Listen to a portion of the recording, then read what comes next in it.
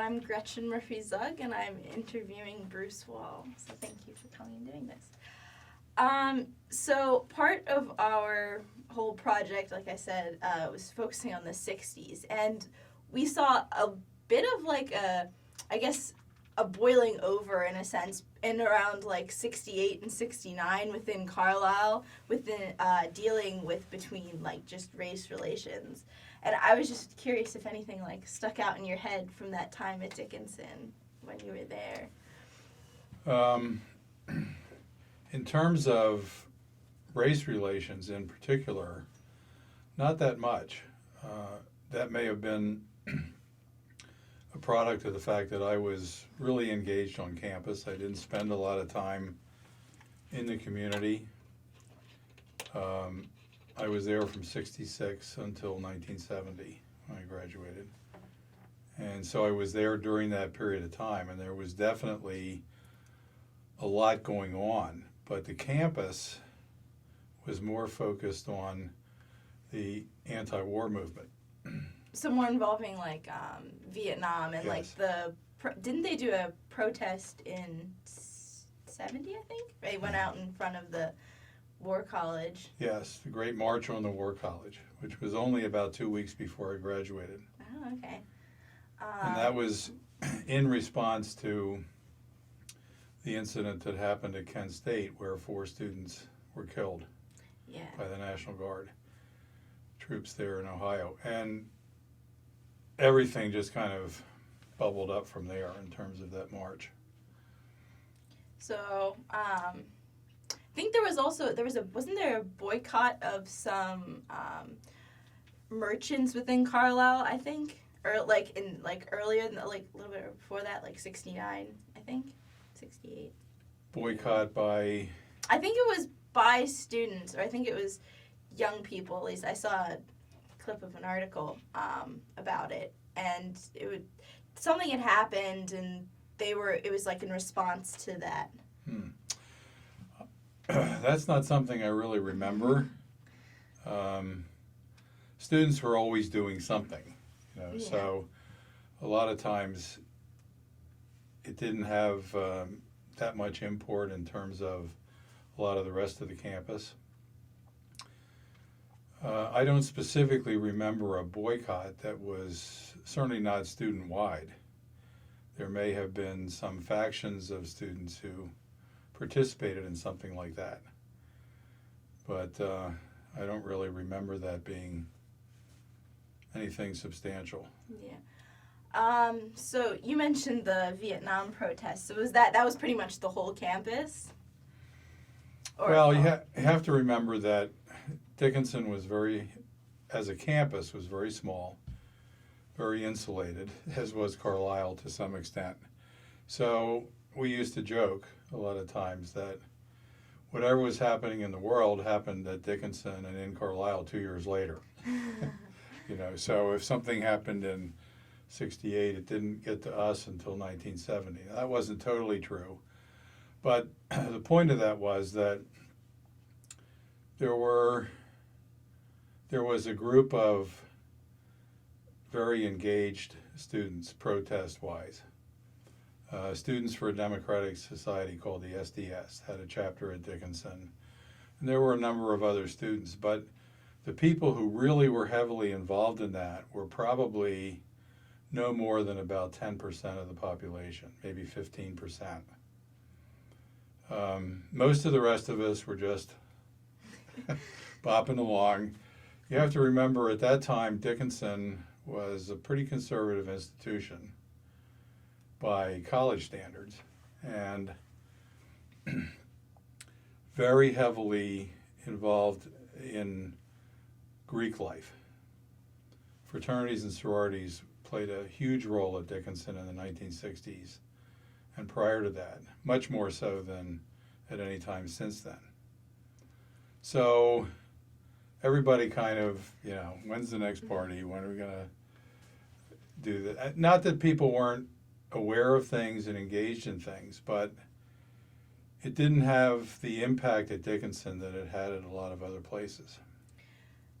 So until No, that's okay. until we got into that latter stage of 69 and 70, and then it became more widespread.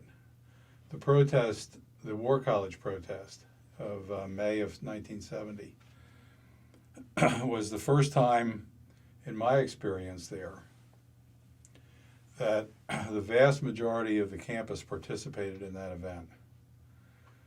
The college population was about just under 1,500 at that time, or right around 1,500 students. And there were about 2,500 people who marched in that protest. So that tells you a couple things. First of all, a lot of students were involved. Secondly, there were a lot of people involved who were not students, who came in from other places to participate in that. And that was also fairly typical of the protest movement of those days. There were a number of people who would travel around to kind of flashpoints where things were happening and try to stir things up a little bit more, try to get more people engaged, and so forth. But there was a lot of anger on campus by that time. A lot of people who were really fed up with the direction things were going. So it was less of like, it was more the students and then people outside of the community, and not as much, because I live here. Carlisle's a rather conservative town as compared to the school itself, which is liberal. So it wasn't as much of like the community members coming in as like outside people, and then That's with right. the students. Maybe other students from outside the area, possibly non-students, but also people of a similar age. There were not a lot of people involved in this who were in their 40s or 50s, or it was mostly college age, or maybe a little bit older. Now, to sort of draw this back a little bit to the race relations idea, because I know that was the question you led off with, and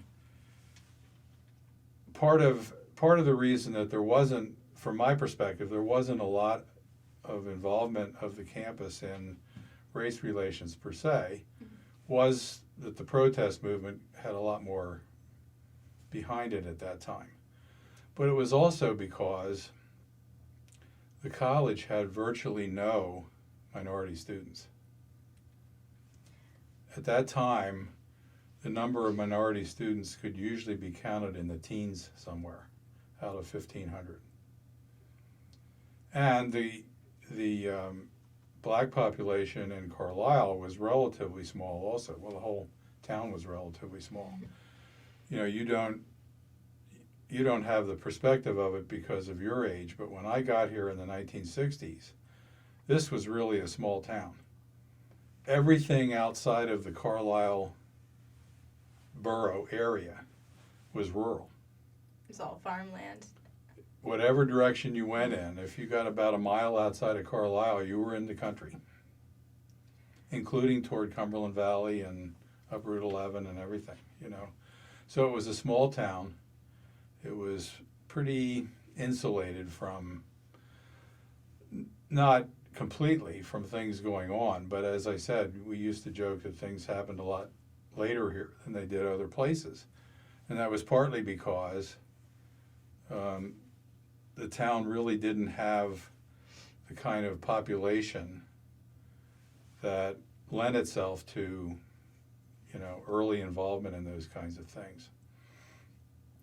And particularly on campus, because we had, as I said, just a handful of black students. And at that time, almost no international students, which the college has quite a few of now. Trying to think what else. I also know that, so I know also around that time there, I'm just blanking on what to say.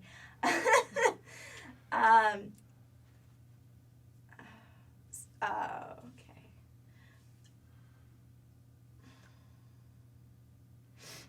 Well, let me talk a little bit more about about some of the things related to relationships between black students and Well, I also understand that, like you were saying, it was a very small population, and even within Carlisle, it's still a small population compared to when you look at other major cities like Philly or Baltimore or even Pittsburgh. I think, the relationship between the college and the community was not so much focused on a racial kind of divide, but on a socioeconomic divide. Excuse me a second.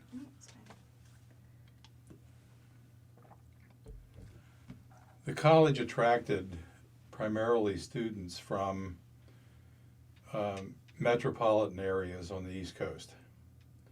New Jersey and Philadelphia being the biggest areas of our student population where they came from. And then also suburban Washington, suburban Baltimore, and so forth. So most of the students who attended Dickinson had more of a cosmopolitan, metropolitan type background, number one. And most of them tended to have a reasonable amount of money. And so the divide that occurred when they got here into little old Carlisle was a socioeconomic kind of thing and a cultural kind of thing, more so than anything else. I can recall during the first few months that I got here in 1966, thinking, gosh, where have I come to? Not that the town wasn't really a neat little town, but it just was so different from where I had grown up in suburban Philadelphia. I can recall my complete dismay with, and you have to remember, this is in the days before there was no such thing as computers, internet, cell phones, anything along those lines. We weren't even allowed to have televisions in our room. There was a communal television down in the lounge of the residence hall. All we were allowed to have was stereos and radios. And I was completely dismayed during the first week that I was here because the radio stations went off at sundown. They would play the national anthem, and then all you got was static the rest of the night. That's a little unusual. Well, I thought, what's wrong with this radio? I'm trying to get this thing to work, and then somebody said, "Oh yeah, there aren't any stations around here." This was before there were even really FM stations, so we couldn't even get a decent signal from Harrisburg. So I thought, where have I come to? What is this all about? And so a lot of students had a tendency to look down on Carlisle as a community. It's a hick town, it's backward, it's so forth. And I didn't think that those were appropriate terms for it. It was just a very different kind of society than we were used to. But it did take a little getting used to. And what that created, I think, was a lot of disengagement from the community. Students had a tendency just to stay on campus most of the time. Or if they did go downtown, it was primarily to go to restaurants or, to try to find a watering hole where they could get a drink if they were of age. But not so much to really interact with most of the people in the community. Yeah. So I think a lot of people in Carlisle kind of looked at the college kids as, rich snobs and so forth. So there was a divide there that was often somewhat difficult to overcome. So, Martin Luther King died in 67, 68. 68? April of 68. I was curious to see what the campus's reaction as a whole, even coming just from like you said, the upper white middle class kind of type of school, which you could argue it still is. Yeah. Well, it's a good question. That that year was a very difficult one in a lot of ways. And of course, Martin Luther King's death was followed only 2 months later by Robert Kennedy being assassinated. And I think that happened in June, so most of us were not on campus when that occurred. But speaking for myself, that had a far greater impact on me than did Martin Luther King's death. I think a lot of us were certainly moved by both of them. And but it was kind of once again, it was kind of a detached sort of response. Oh, this is terrible, that was terrible. But in our kind of insular little world that was mostly white, I don't think it had the impact that something like Robert Kennedy's assassination did. Because again, looking at what was going on in our lives at that point, Robert Kennedy, to me and to a lot of people, represented the possibility that we were going to be able to get out of the Vietnam War and to get onto a different track with things. So his assassination, for me, was crushing. That had almost more impact on me, partly because of my age at that point, than his brother John's assassination, because it seemed as though one of the best hopes for changing our country had been taken away. And at a time in the whole process where there was really no way to recover from that, because the election was only going to be 4 or 5 months later. He was running for president at the time, right? Yes, he was. And Lyndon Johnson had decided not to run again because his support of the war was turning out to be toxic for him politically. And so we wound up with Richard Nixon being elected. And for most of us, that was just a horrible outcome. Absolutely horrible outcome. Yeah, that could have been, was that part of what prompted the whole Vietnam protest in '70, was Richard Nixon being elected? Well, not directly, but the fact that he continued and even expanded the war just created more and more and more unrest among people who just felt that this was the wrong thing to be doing. By the time we reached 1970, 40,000 American troops had been killed, or maybe more than that. The total number was almost 60,000.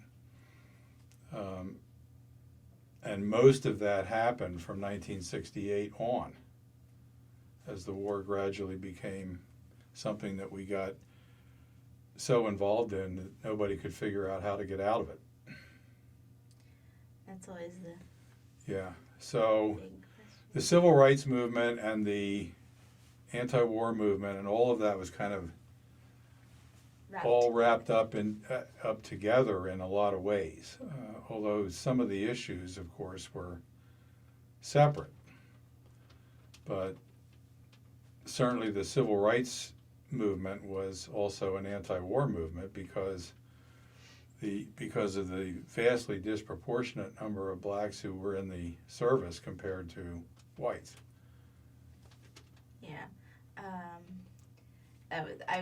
That was always one of the things that stood out to me. If you always look at if you had statistics to look at, you could see how disproportionate it would be in a lot of wars, I guess, probably, or at least probably World War II, World War I, maybe. Yeah. Although, again, a lot of that has much to do with the socioeconomic levels as it did with any race orientation there.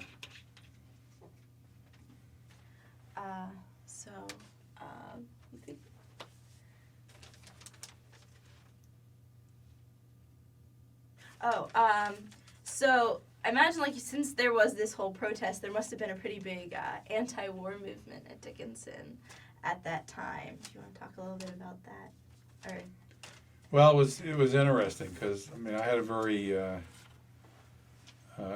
interesting perspective on all of that, because there was also a fairly large, for the size of Dickinson, ROTC unit on campus. And I was actually, my senior year, the battalion commander. I wound up going on active duty in the Army 17 days after I graduated. So it was a very weird set of circumstances, you know, and the anti-war movement began to pick up steam the further into my college career that we went. So 69, 68, 69, 70, each year kind of increased.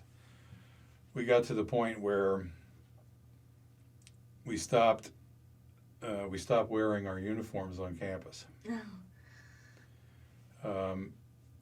And when we had a once a week kind of what we call leadership laboratory, but most of it involved actual marching and getting out there, and most of ROTC was classroom experience. But once a week there was an actual field exercise of some sort. Yeah. And a lot of that involved marching as a group down several streets in Carlisle down to where the athletic fields are, football field and so forth. And we got to the point where that would be disrupted as much as possible by the SDS students or the anti-war protesters. And we always thought it was kind of ironic that, you know, they were protesting against their fellow students and against the people who represented probably the most liberal approach to military service of anybody going, you know, because ROTC was very different than going to, say, West Point or one of the military academies or military schools. So, but the clashes that we had with those students were relatively peaceful. They would come up and they would literally stand in front of us and try to, you know, get us to break ranks or to respond or react to them. They would put flowers in our gun barrels and things like that, rifle barrels. But there was never any violence. And there was never any violence directed toward campus facilities or other campus people, as there were on a lot of other college or university campuses. I imagine it must have made things pretty awkward. It could be. Yeah. It could be. And certainly there were some rather heated discussions from time to time and, you know, arguments about things. But it all stayed relatively calm in comparison to a lot of places. I always thought it was a typical Dickinson type response when getting back to the March on the War College, because we marched all the way from the campus out to and then actually past the main gate of the War College on Route 11. And at that time there was a vacant field about another half mile or so down the road. That's where we gathered, and we had people speaking and people doing all these sorts of things. And on the way back from this, we were again marching back as a group. And I looked over, and right in front of the entrance to the War College, there was a big circle of military people and students sitting in a group talking with each other.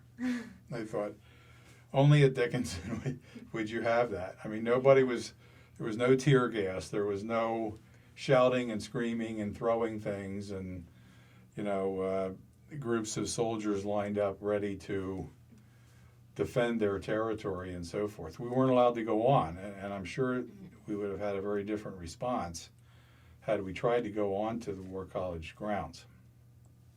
But we didn't. That was typical of us too. We just walked right past and then walked past again. And that's not to minimize how people were feeling and the importance of what people felt they were doing, you know. I would also add as a side note to that was one of the few times that I really saw people in Carlisle engaged with us. As we walked down the streets of Carlisle and through town, every block, people were lined up watching what was going on. And in every block, a number of people would come off their porches or steps or out their front doors and join us and walk with us. And there were a few people who would shout something that was against us or derogatory about what was going on. But most people, I think, were actually fairly supportive of what we were doing, because by that time the country was largely opposed to the war. Not just students, but a lot of people had reached a conclusion that this simply wasn't the right thing to do and never should have happened.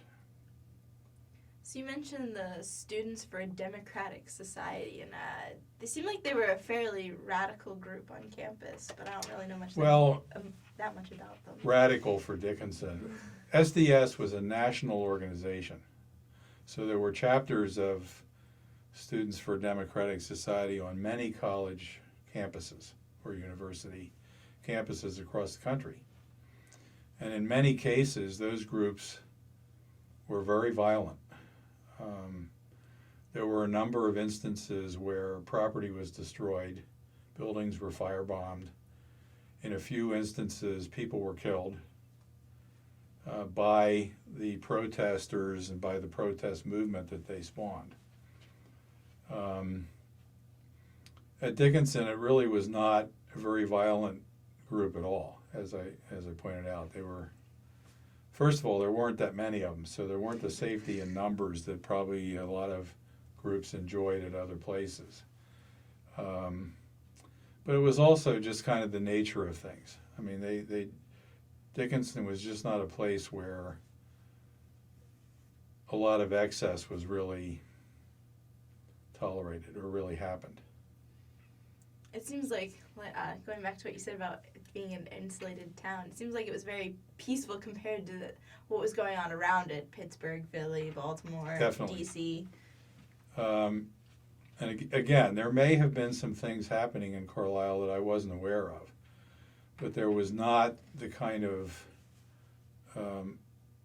open rioting or conflagration that happened in a lot of other larger cities, or anything close to that I was aware of, certainly. Nothing like that happened on campus, and I don't believe anything happened in the town itself. And if there had been a flashpoint, it probably would have occurred between the college and the town, because the town itself was pretty conservative, I think, at that point. It still is. Well, yes, I mean, I think relatively speaking it is, but perhaps even more so then. Yeah. So there may have been people who disagreed with the government's policy, but they weren't going to get out there and run around, in the middle of the night and throw Molotov cocktails and do all sorts of things like that tended to happen in other places that were much bigger, where the population was much more diverse. So going back to the anti-war movement, aside from the protest in 70, was there anything like before that occurred at Dickinson involving that type of...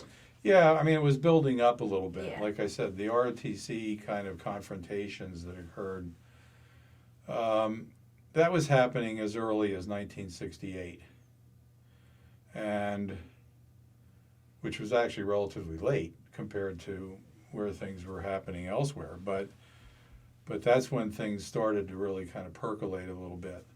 And there would be protests and there would be sit-ins. Sit-ins were popular at that point, where the groups of students would occupy a building like Old West, and sit and sort of disrupt things, and they would chant and protest and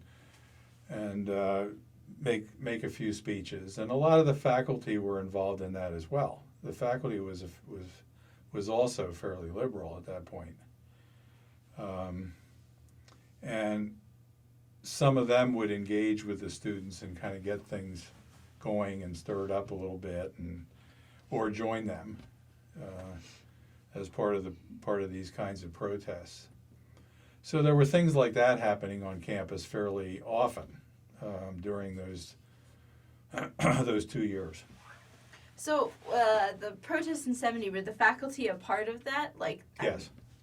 Not necessarily everyone, but Yeah. a considerable number of faculty members were. Yes.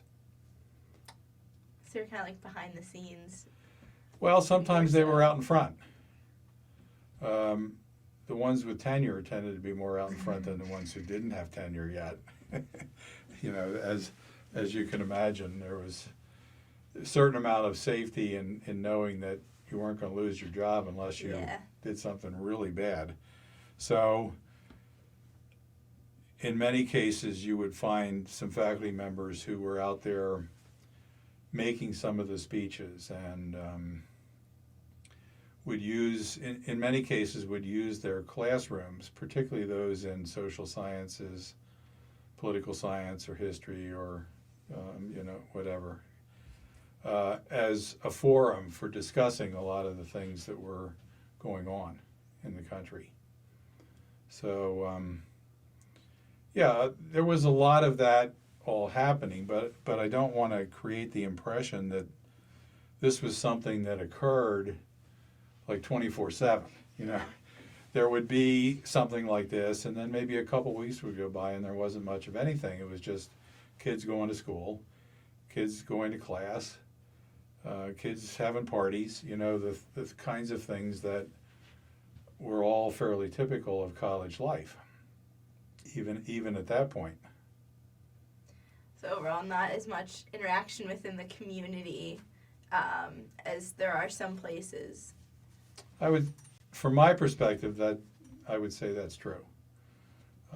There may have been more that I wasn't aware of, but there were not large-scale kinds of either confrontations or get-togethers that involved both students and community members. Right. So, there were. I wanted to talk a little bit just because I think it's more the focus of what you wanted to get into was the actual relationships on campus with the black students and the white students. And most of the time, as I look back on it now, I sort of wonder how clueless we were about things.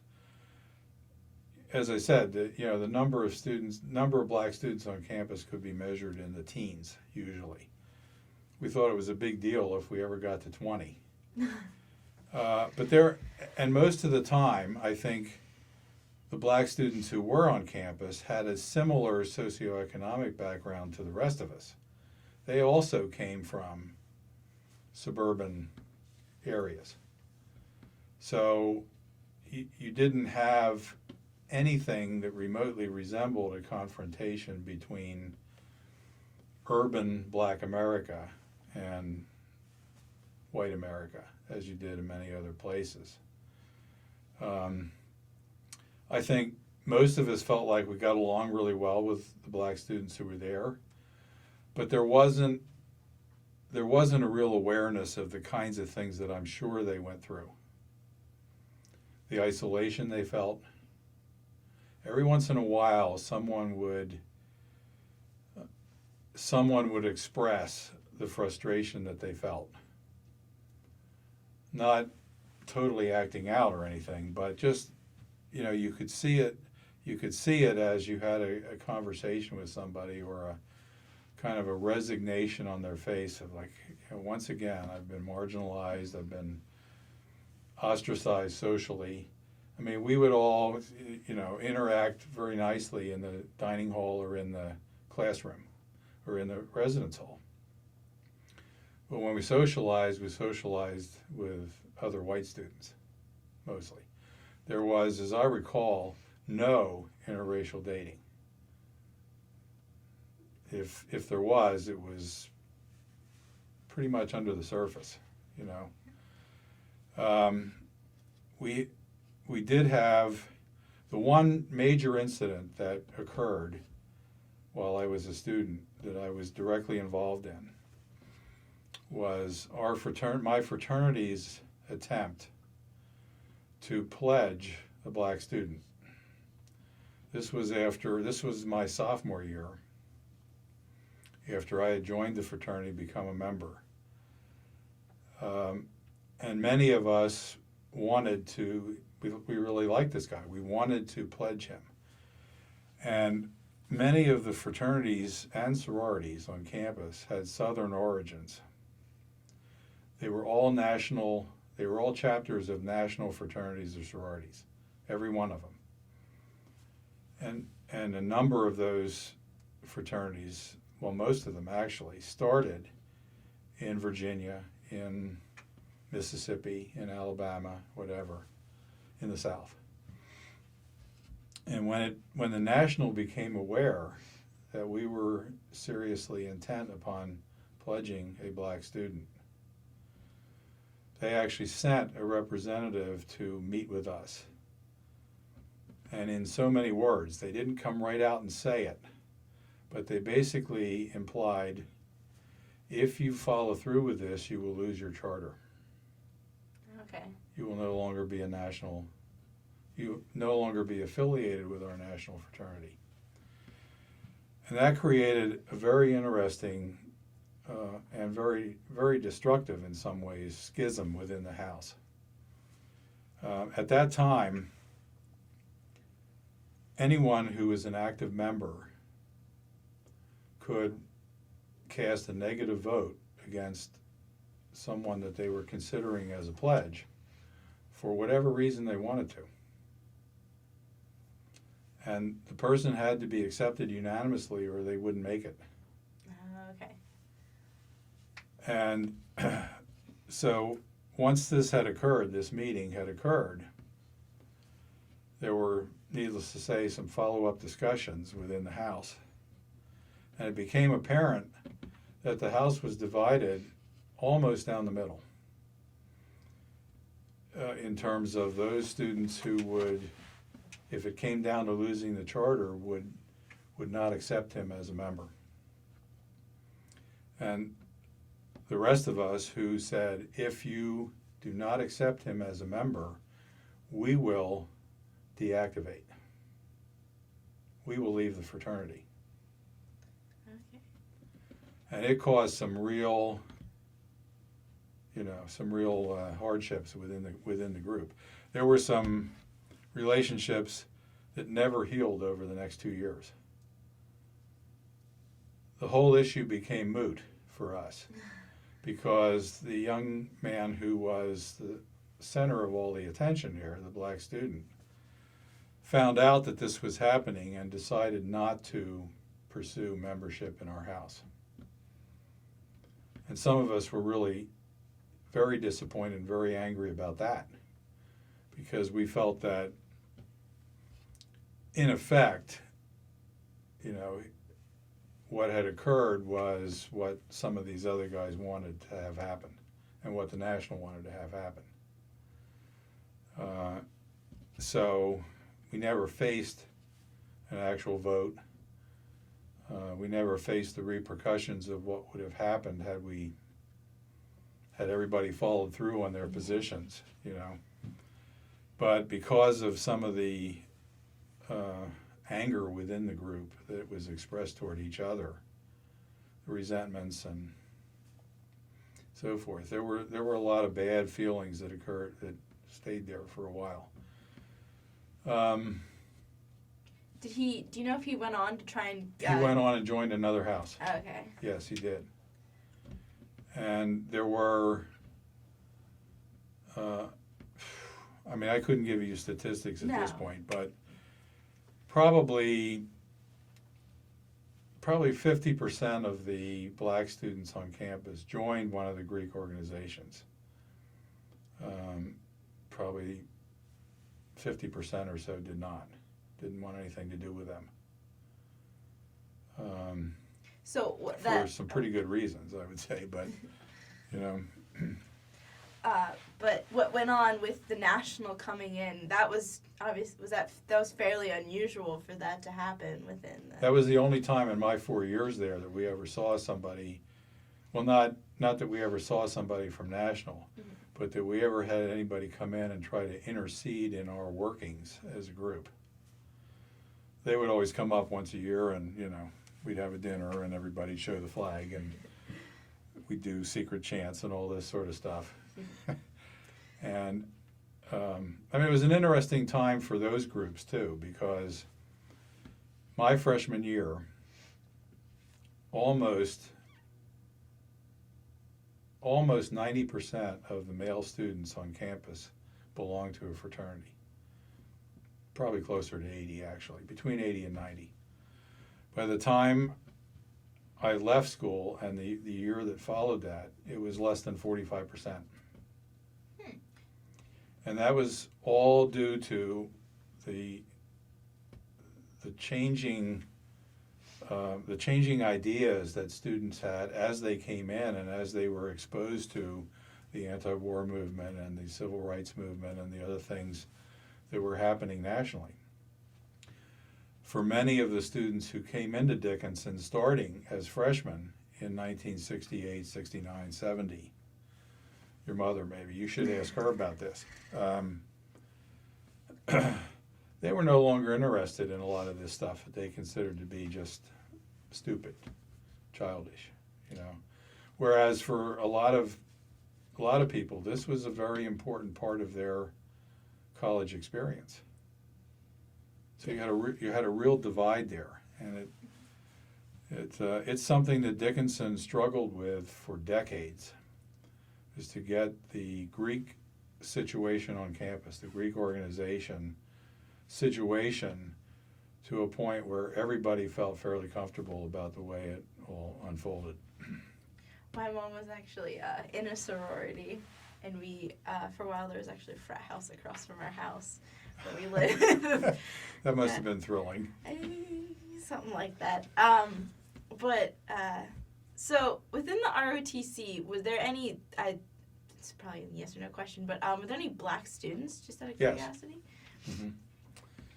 Mm-hmm. There were several of the black students. Since there were so few to begin with, you certainly could number them as just a handful. I think probably 5, 6 maybe in any given year. Some of that would overlap because people who started with it tended to stay with it in many cases, so they'd be there all that time. But so yeah, there was, as I said, this was a student body that was more made up of socioeconomic sameness than anything else. Yeah. If you have anything else to say, I don't have any more questions. I think that's probably about it. I don't know if I've really helped much with some of these issues, but you've given me things to think about, so I have places to go. Okay. Good. Well, yeah, that's it. If there's any follow-up you'd ever want to do, I'd be happy to do that. Okay, thank you.